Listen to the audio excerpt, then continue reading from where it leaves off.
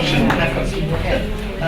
And I may suffer because during my flight here yesterday, the aircon on flights is not good, so my apologies if I suffer and need water. Anyway, it's really, really nice to be here and to have an opportunity to spend just a couple of days in Buenos Aires. This is my first ever visit, so I'm very pleased to have the chance to come and talk to teachers and talk to people in the ministry and learn more of what's going on here. And I can see from presentations that have happened this morning that you are in a very, very special situation here, I want to say, and I want to really congratulate everyone who is contributing to this project, because I know from my experience of working in different countries around the world, this is very, very special. So really many congratulations for your development today, and I look forward to hearing more in the future. And I'm going to be talking to Christina about the need to get this evidence out publicly for people to read about in other countries, because I think the work we're doing is very important. So that said, I would like to talk a little bit, if I may, about some of the work that has been reported in this recent publication, which I and my colleague Ava Lindquin have edited. It's a collection of studies which looks at the introduction of early language learning for children in schools between the ages of 3 years and 12 years. That's what we currently now define as early language learning. And note the 3 years, because there are in some countries it is compulsory to introduce an additional language within the kindergarten. This is relatively new, I would say, if we look globally. So this development is important to watch. But many people are now describing the kindergarten phase as the new early language learning context in which it's happening, and I'm aware that you're conscious of this here particularly. So we've got a collection of studies which focus on additional languages introduced in an instructive context, and I think your list here replicates the sort of thing we're talking about. Minority languages, foreign languages, second languages, whatever you like to call them, any and all languages that are introduced within the school context we're talking about. And they might be used as the medium of instruction in some contexts. In other words, where all lessons every day are in the additional language. They might be used as, what should we call it, a bilingual context, or they might be used as a foreign language context, where it's maybe 2 or 3 lessons per week. So we've got a mixture of papers that are presented in this publication. And I'm only going to be able to talk. Well, when I arrived yesterday morning, I was planning to talk about 4 different papers. And then last night, after meeting all the people from the ministry at a wonderful gathering last night at Christina's home, I thought I'd better cut it down to 3. And now this morning, I've decided I must probably cut it down to 2. And this is because, like all teachers, I tend to have too much to say. I'm sorry. But we'll see how we go. And I want to finish a little bit promptly, because I also have a surprise maybe at the end. So I hope you'll stay till the end to get the surprise. So this is a publication, and I'm just going to be very vain and point out to you that on the front cover, this is my granddaughter.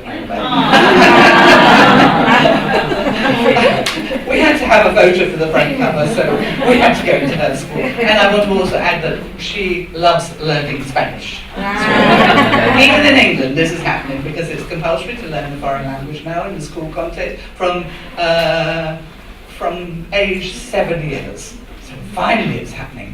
I have to say the teaching varies according to what expertise teachers have. So it's a project in the making. Okay. So, importantly, this book is the first collection of studies which looks at using mixed methods to conduct research. And by mixed methods, I'm just going to skip on. We mean that not just qualitative studies, with not just quantitative studies, but a mixture. Using both approaches to conduct research allows us, hopefully, I'm sorry to be skipping briefly, to get a more comprehensive view of how language learning unfolds in classroom environments. My history is that I was once a primary teacher, and I know very well that when people come into my classroom and collect data that is quantitative, i.e. numbers based, it doesn't tell the whole story of what is happening in my classroom. If people sit and watch and take notes and record and ask children questions, then it builds up another picture. But though it's very detailed, it doesn't give us the whole picture. If you can put both approaches together, then we begin to get the real story of what is happening for a large number of learners within many different contexts. And that's what we've aimed at drawing together in these research studies here. And I feel very strongly that in the case of early language learning particularly, we need to get the complexity of the classroom to understand the reality. It's not just a numbers game for young children. It's an education experience, and that's what we want to focus on. So that's my brief anyway. So I'm just going to talk about, I think, 2 chapters. And this one I thought might be of interest to you particularly here, because it's from Africa, where, as you very well know, there are many, many different languages, and the problems, although the focus is on multilingualism increasingly today, because the history of colonial dominance, there is quite a lot of resistance and there's a lot of status issues connected with the different languages that are spoken. And if we're looking at countries with more than 100 languages perhaps, it's quite a challenge to know what to do in the society and in the classroom, obviously. So there are many, many debates in different African countries about what language should be the medium of instruction, about how many additional languages should be introduced, about what the status of each of those languages is. And of course, we shouldn't forget that in many cases, different African languages are only oral languages. So that's another issue. Documentation of the languages is very, very political. We know this history. I'm sure you're familiar with it. You've been dealing with that a lot here. But maybe it's more extreme in some parts of Africa because of the particular colonial history that is still continuing today to be a big issue. Maybe we could debate that. So, essentially in this particular study, they've identified 5 different approaches to multilingual education that exist in different parts of Africa specifically. So, this is within the early language learning classroom, remember. The submersion model, where only the new language is used, by which they mean, the additional language, let's call it that. The immersion model, where initially it's the additional language, and later on both languages, i.e. the child's home language, or what should we call it, mother tongue we might want to call it. And then the early exit model, by which they mean the child's home language is used as medium of instruction for the first 4 years, and then the new language, the additional language, becomes a medium of instruction after that. Or the late exit model, where the child's home language is used for the first 8 years, and then the new language, so it's very complicated. Another perspective is the additional or dual language model, where they use both languages throughout education. So that gives you a summary of all the different varieties of approaches that exist in different parts of Africa, and there probably are many more as well. This is an approximation of gathering together the different models that they've come across. The reality is, however, Kenya is one interesting example to look at here, where officially they have this, early exit model, which should mean that in years 1 to 4, it should be the home language that is used, and then they switch to the additional language. However, the reality is that in years 1 to 4, sorry, I don't know why this has stopped working, English is used for at least 60%. Yes, I will, yes, that's not a problem. No, I wanted to point, that's all. Yes, don't worry. Oh, you're already working there. Oh, you must come to lunch. It's very judgmental, this. Okay, so actually, in fact, what seems to be happening in different parts of Kenya is that there's limited fluency in either the oral or written English, which has now been used as 60% of the classroom, and minimal reading skills in their own language. So we have to say that things aren't working very well in that context. And it's not untypical of what's happening in many contexts around different parts of Africa, for many, many reasons, of course, societal as well as political and, of course, cultural. Ethiopia is an interesting context to think about, because in their study they focus on that. Yes, there it is, over in East Africa, right next to Kenya. what's interesting about the Ethiopian model at present is that they've been allowing for a variety of multilingual policies across the country. Different regions are encouraged to have their own model according to what they consider relevant to their community. So it's quite a challenging mix to deal with, but apparently within the different regions it fits and makes sense for the local society. So, yeah, let's move on. There we are.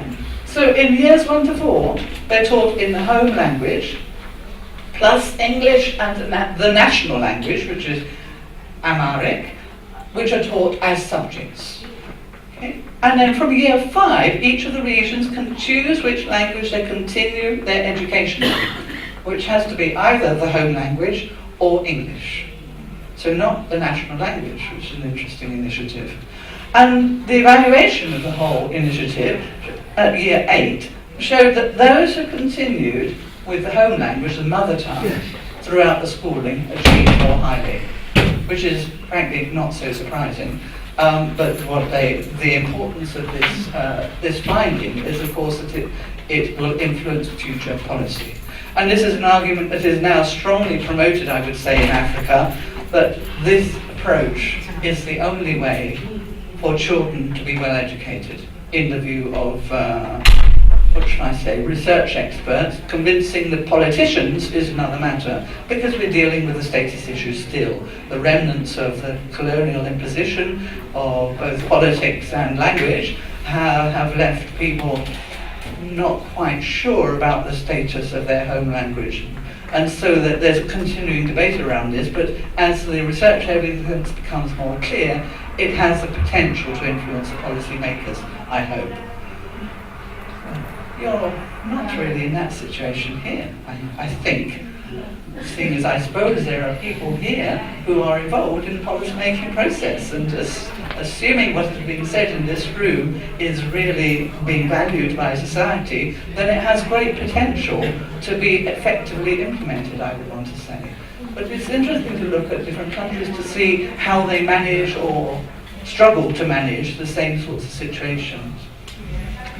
Okay, let's move on.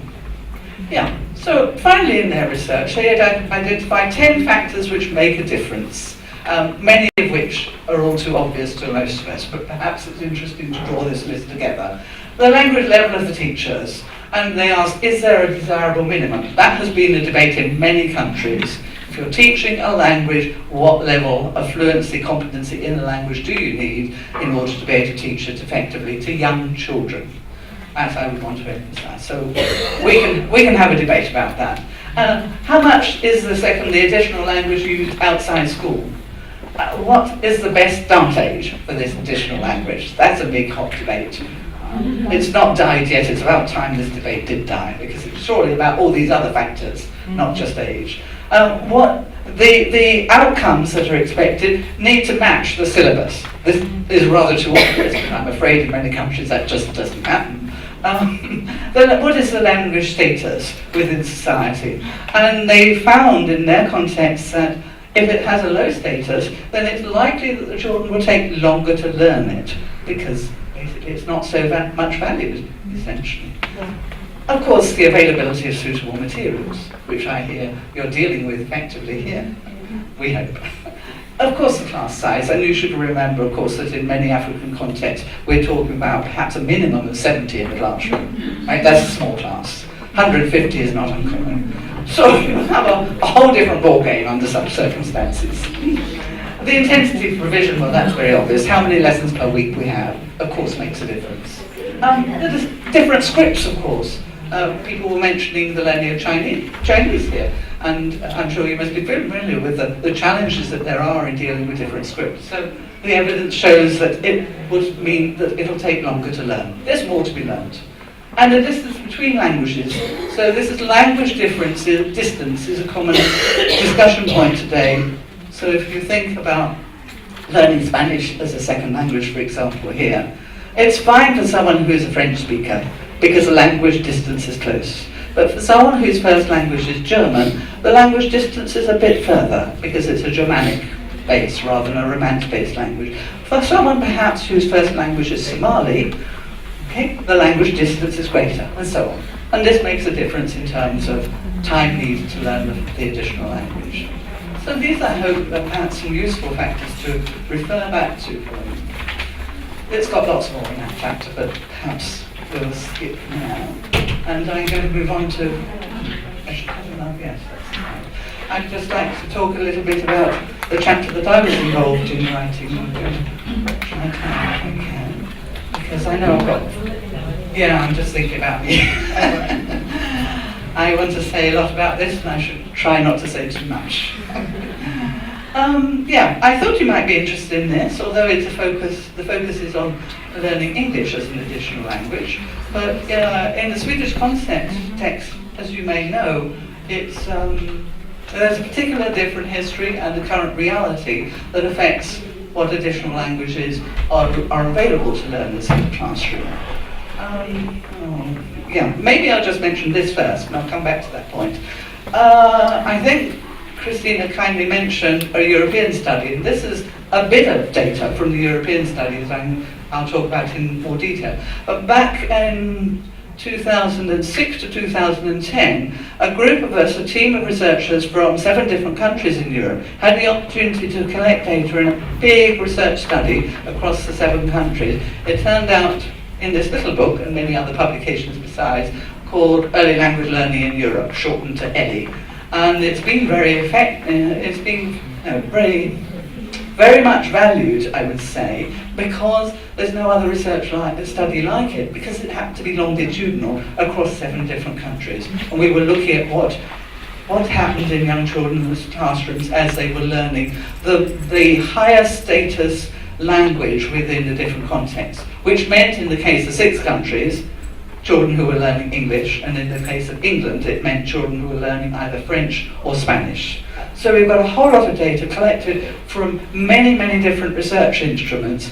We went into schools 3 times a year, in about 10 different schools in each country, collecting data from every single child. So it meant it was collecting data from around 2,000 children altogether over each year for 4 years.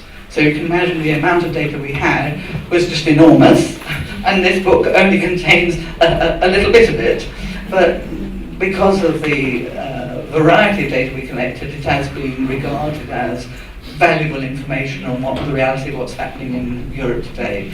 So, following on from that study, which we stopped at, with children aged 10, in some of the countries, we were able to continue collecting more data from the same children for a further 2 years. And this particular paper is based on what we collected in Sweden. And we draw on some very valuable data which we collected in our last 2 years, when children were aged 12, where they had a national exam in English. And so we're able to compare our findings over the 6 years with the outcomes in their national exam and look at what's happened and try to account for why it's happened. And so the data that we collected, that we draw from in this study, is all listed here. Perhaps I won't go into detail about it, but it just gives you an impression that there was qualitative data and there was quantitative data collected over that period. And we might come back to that, talk about it in more detail later. This was the task all children had to complete in year 6 as a national exam. No, it isn't. Sorry, no, that's not. Move on to the next one. No, where is it? There, that's it, yes, I beg your pardon. They had to write an imaginary descriptive narrative about the future, and they had just 45 minutes to do it in English. Okay? And the instruction was, let's get into a time machine and travel to the year 2112, 100 years from now. So it was tested in year 2012. Write down what things are like in the year 2112. What is the same? What is different? What do you like about 2112? What don't you like? Okay.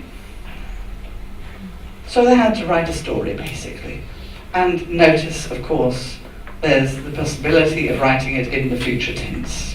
And apart from that, there's a possibility of being creative in every way that you wish to be creative.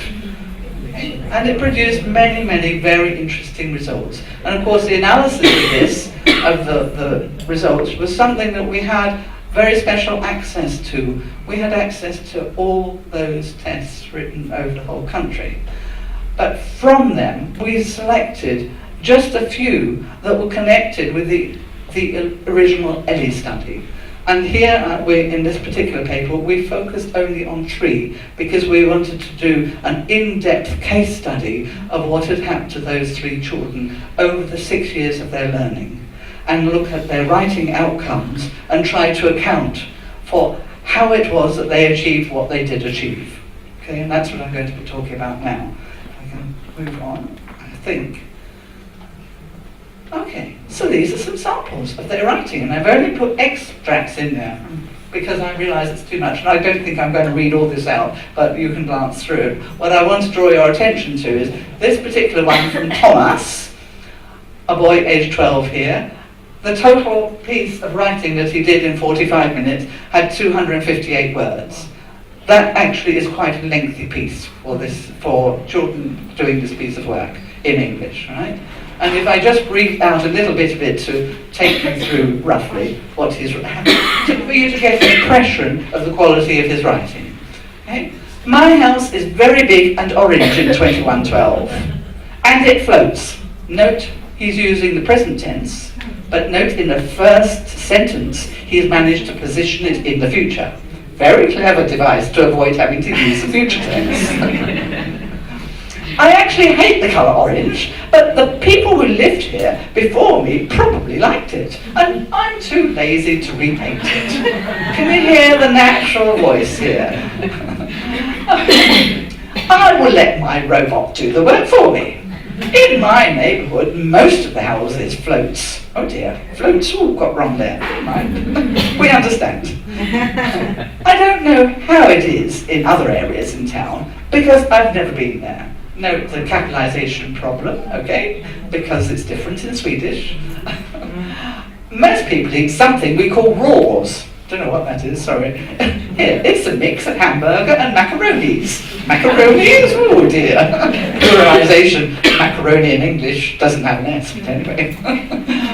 People are very fat here because everyone has an own robot that fixes everything for them. And, oh, I'm going to go on because it's bad. And there is no school anymore. They stopped school a long time ago. The government decided that it's useless. Most of the children are just home with their hologram compute and playing games. Then I've not copied this bit out because I wanted to see the end bit. Almost everyone on the whole planet are fat and lazy now. It's just the football players who are fit now. You know this is a boy. You can say technology has improved a lot for the last 100 years. Well, I think that's all I have to say about 2112. Goodbye. So here, and I just think it's important in that last sentence to note, he has a voice. He knows who he's speaking to. He's addressing the reader. And that is another step, isn't it? Okay, I showed you, well, what I think, honestly, we can all agree by your reaction is a very competent piece of writing. So, moving on to David. Oh, gosh, I better not read too much because I know this can sound, yeah. So, it's 2112 and a Proficor, I think that's professor, have just built a time machine. Notice have, okay. And he wants me to be the first test. I'm gonna, this is very American, meet him today, 14/5/12, okay? His name is Simon. On the way to him, I think that's very hungry. So I go and buy a pizza on a pizza store. On a pizza store? And after a full stop. And now I go to him when I am there. That should be a full stop. When I am there, he shows the machine for me and he says, "Hello, Susan. I don't understand. My name is Megan." Okay. I says to the professor, and Simon say that he are sorry, I forgot. Yeah. I say it's okay. Anyway, we can go on. You perhaps get the slight impression that less accuracy, but a lot of imagination here. not sure that there was any future. Maybe. Anyway. Okay, but still, doing pretty well here. We could say some more. We're not doing the analysis now. Okay, Mika. So in 2112, it was very Mitch TV and technology. Technology come by good. The people eat hamburger, pizza and tacos. The people live in city. On the free time, the children look very much on TV and technology. The school is good with many, this means, this is a Swedish thing meaning outstanding children. Yeah. In 2112, it was very much cars and buses. The hospital was very good 2112.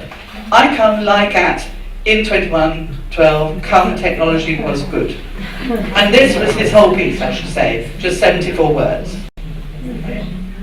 So I think you will not be surprised to hear that this sample of 3 were actually identified in year 1 as being a strong, a medium and a weak student.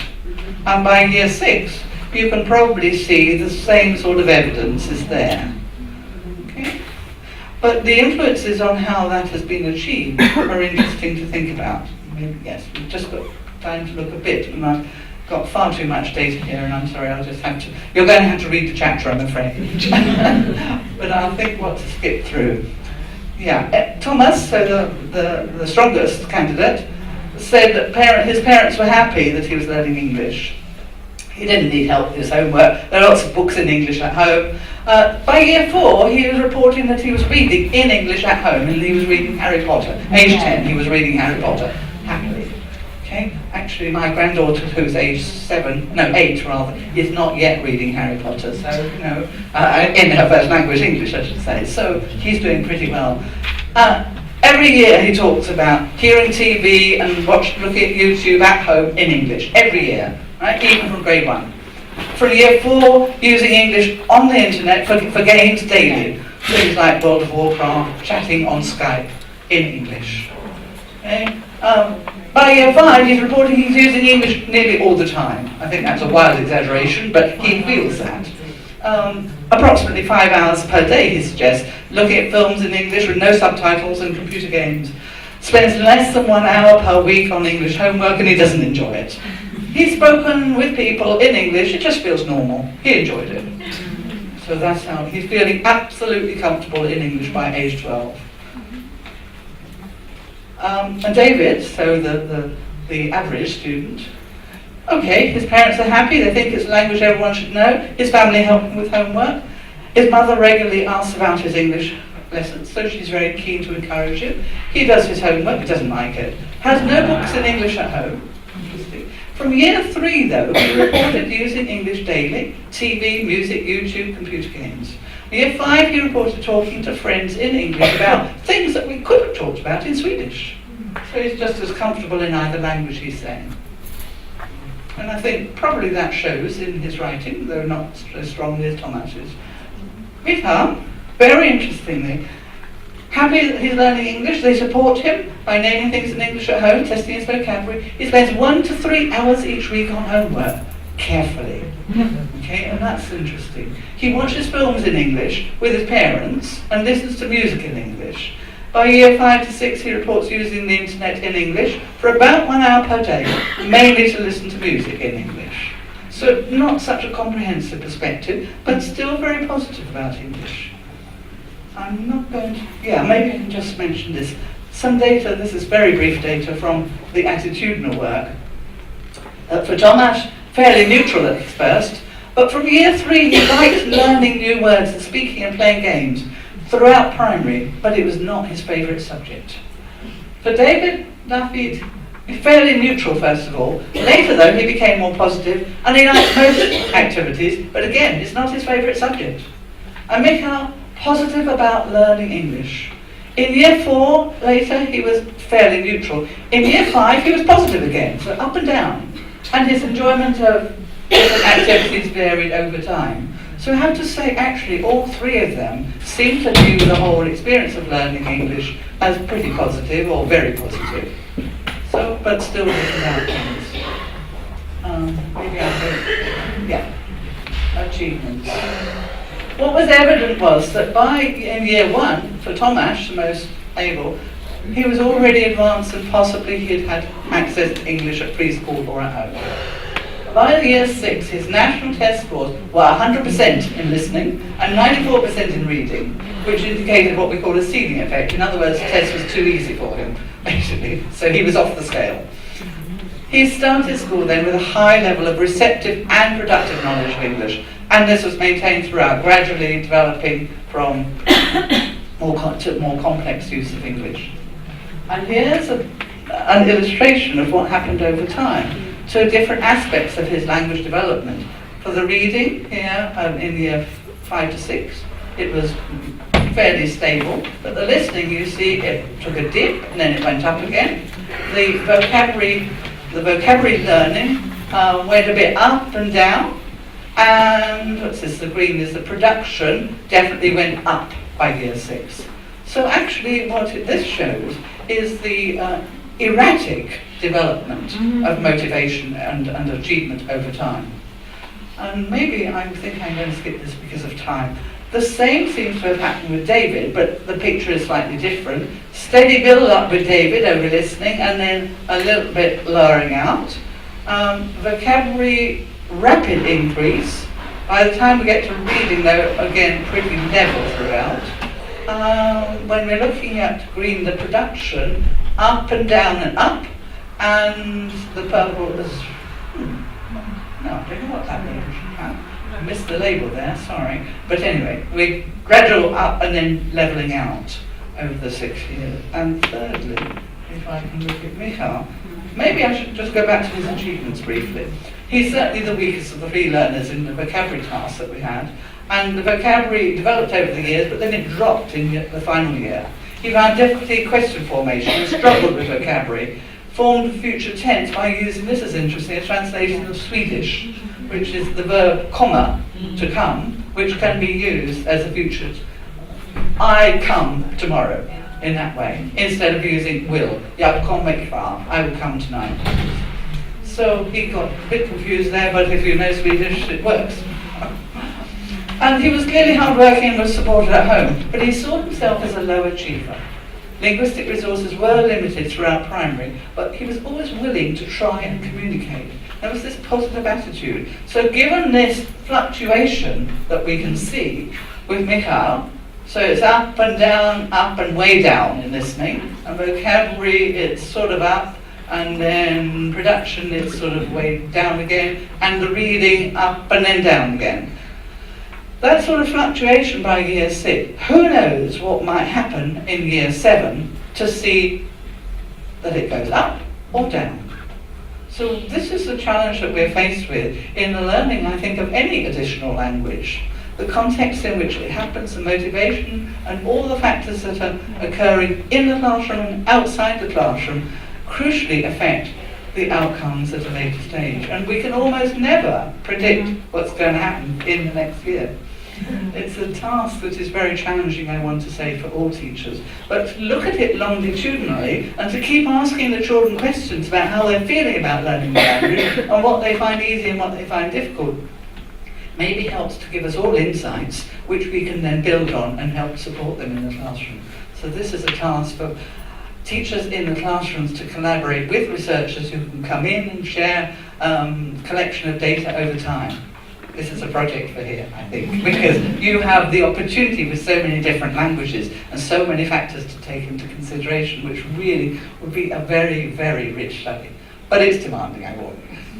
One of the factors that seemed to, where Thomas and Michal seemed to differ was the interaction in the later stages. Yes. Thomas seemed to engage in using language, particularly outside the classroom. I wonder whether I've got the right slide. Yes, okay. So, in summary, this is the point. Okay. Erratic nature of learning over time. No, thank you for noticing. Thomas's desire to use English for social purposes, engaging a social world beyond his immediate community through the additional language. This is very much, and this is where a lot of research is going now, recognising that the out-of-school experience is at least as important as the in-school experience and can make the crucial difference. That doesn't mean to say that teachers are not important, because of course teachers can bridge the gap between home and school. And I know that this is challenging, particularly in some contexts where the tradition is that the parent waits at the school door and never comes into the school. And that is an issue, I know. Somehow there are ways, I think, to overcome that in time, but I recognise with different cultural communities that can be a difficult challenge to develop, but I think it can be done, and particularly it can be done with young children, I would like to say. There's more chance if you start in kindergarten, I want to know. I don't think, now I know I'd love to talk about this one because it's from Mexico, but I'm going to leave you to perhaps read that at a later date, if I may. So I want to finish actually by, I think we can do this, by making an offer. In this bag, there are lots of pieces of paper, and I'm going to ask Christina if you wouldn't mind shaking it well and taking it round, and with you go and take it round whilst I explain. I went knocking on the door. Just take one piece of paper out and then go on to the next person, please. So, no, you can't open it. You can wait till everyone's got a piece of paper, please. Because I convinced the publishers that maybe one or two people might like to read some of this at least. And I've got one copy of this book to leave with Christina, which can be put on loan to anyone who would like to have a look at it. And I want to urge you to have a glance through it at some time. And then I've got another copy which someone might be able to take home with them if they would like to. If you don't want it, then pass it on to someone else who would like it. And thirdly, don't open it. Please don't open it. Keep it closed so everyone's got one, because we may find that they're all blank. And then we've got a problem.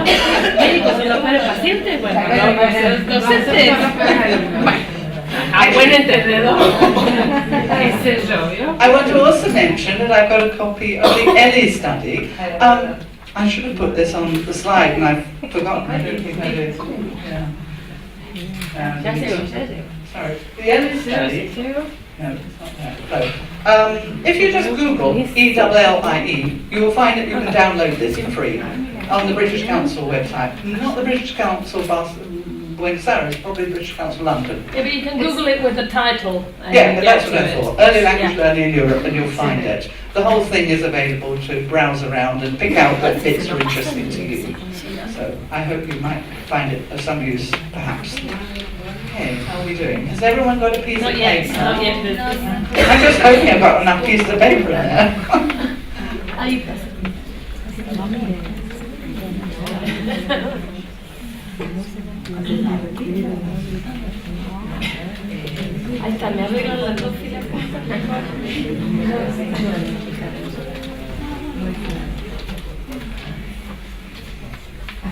Whilst we're waiting for it to go round, this little picture from the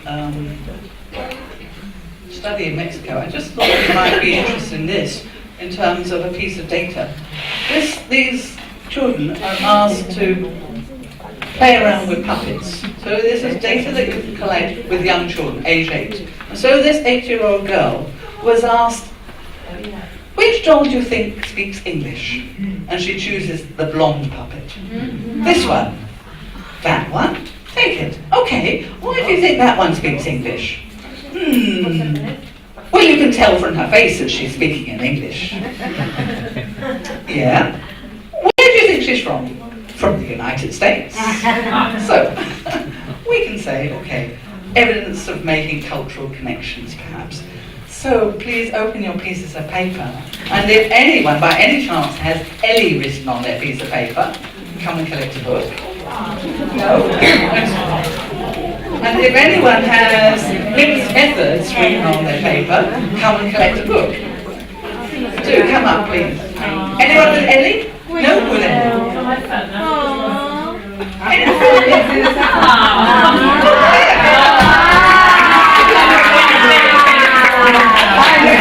a estar a disposición para quien lo necesite en la biblioteca de la gerencia. Así que lo quiero usar. Fue puro azar. And as a final comment, firstly, I want to thank you all for listening to me talking about this work. But secondly, I want to also mention that Christina is being persuaded to think about working, because it happens that I now have a nice little job, well no, not a demanding job, of developing a series of publications all in the field of early language learning. Any and every language, so long as the children are aged 3 to 12, between age 3 and 12 years in schools. And maybe Christina might talk about, in the future, thinking about whether there's some work that could be done here and in other contexts.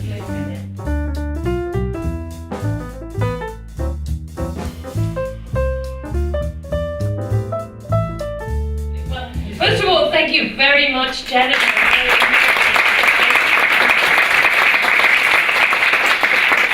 I think it helps us all think about the possibilities and the options in terms of things that need to be looked at and things that we need to analyze to understand better what is going on in our schools and with our students and with their learning. These are just 2 examples of many examples that exist and that we can draw on to better understand what is going on.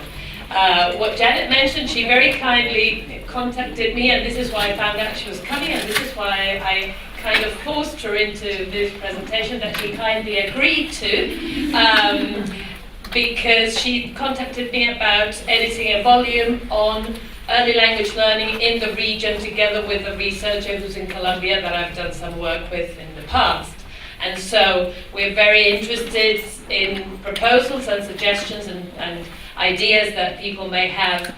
We're at the stage of putting together the table of contents. We have been talking with Anne-Marie, so it's not that we... Yes. Encourage that. Yes. And we've got to be willing writers, you know that, don't you? Yes, there's that bit. But I think there are many people who have done research in schools and with different projects and who are interested in publishing maybe the work they've done, and they need that little extra encouragement, and having a publication is always an extra possibility. So we'll look forward to hearing from all that, and I hope you have enjoyed all day today, the whole program we tried to put together, and I think we managed successfully, and thank you again. Are there any questions before I say the last thank yous? Any doubts, any pressing concerns? Perhaps if you have any pressing concerns, you can still approach Janet and ask her before we leave. So thank you all very much. Thank you, Janet. Thank you, Elsie, who's still here. And thank you all the teachers and heads and supervisors who presented today. And we hope to continue hearing... No, I can go on in English because this was in English, so everybody here. We continue getting your stories and learning about your students and the progress you're making with them. So thank you very much. See you.